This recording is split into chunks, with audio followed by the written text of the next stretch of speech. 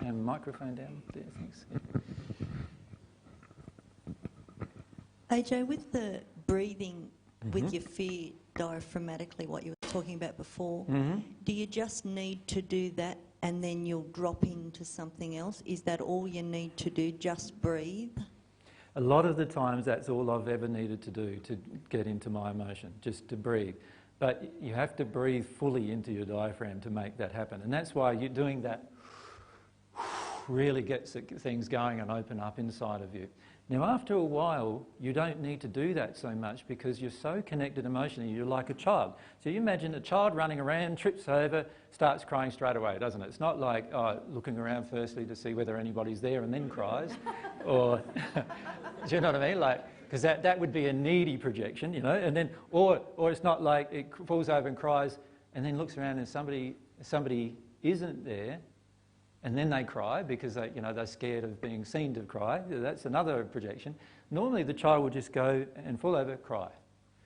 That's what you'll be like in the end. You won't need to breathe to get in contact with it. You won't need to do all these other things to get in contact with it. But what we're doing, and this is something that's very important to understand, what you're doing is you're breaking through all of these walls and barriers that have been piled on you for years and years and years.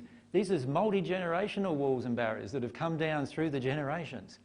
If you look at it in the Paget messages, we called it in the Paget messages multi-generational sin or multi-generational missing the mark. The sins of the parents being visited upon the son, this is what that means. It doesn't mean that you have to pay for their faults in the sense of a physical effect way. What it means is their emotions inside of them, unhealed, got transmitted into you, and now you're paying for their decision to not heal their own emotion, right? So let's make the decision to heal our own. But to do that, we're going to have to work through some of this injustice feeling that we have. Why do we have to do it? Why couldn't have they done it? You know, all those kind of emotions. Why did God make it this way? And all of those kind of things. Now, when you come through those emotions and out of them, you'll realise why God made it this way. And in fact, rather than me telling you, I'd love you to go through some of those realisations, because when you do, they're so powerful realisations that you start understanding God so much in the process of realising why God made it the way she made it. Better let yourself just feel and experience the emotion. I just wanted to add that I don't actually think breathing is the only thing you have to do. No. You have to be in a state of willingness to experience your emotion, then you can breathe into the emotion. But personally, for myself, getting to the point of willingness to experience all of my emotion is the hardest thing. It's the hardest thing, and I need to do a lot more than breathe. Yeah. Yeah. You're looking so beautiful today, Donna. Sorry about that, but just had to say that, I just felt that. The thing that Mary brings up is a very important point, because remember yesterday I said that one of the biggest blockages is this feeling that we have that we're not going to be able to cope, right? That we won't be able to deal with these emotions. You see, that creates an unwillingness within us to deal with them. So I start talking about anger, I get a lot of the audience feeling, no, I don't want to deal with that emotion. That emotion's yucky, it's bad, it's... You know, how many times have we been drummed into us with the New Age beliefs?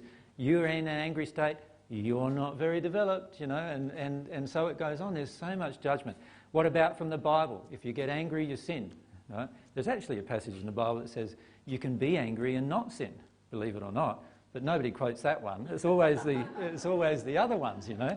And so what we finish up doing is we read all this holy literature, if we could call it that, and then in the process we come up with all of these ideas of what it means to be a spiritual person, and then we realise, wow, I'm not really like that. So what I'll try to do is be like that in here.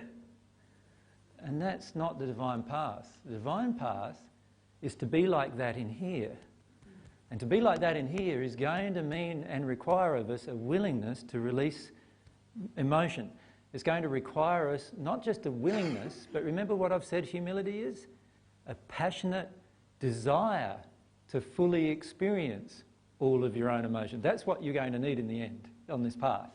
And if you don't have a passionate desire to experience just one emotion, then that emotion will prevent you from progressing. Right? And when you think about it, that makes sense, doesn't it? That's our free will in action, isn't it?